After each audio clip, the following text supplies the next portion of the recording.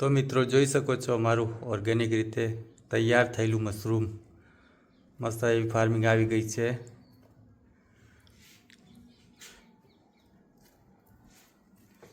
એકદમ રેડી છે ખાવા માટે।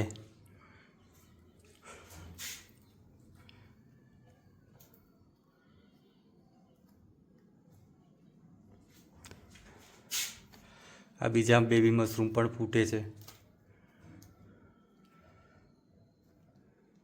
20 દિવસમાં તૈયાર થઈ ગયેલું છે।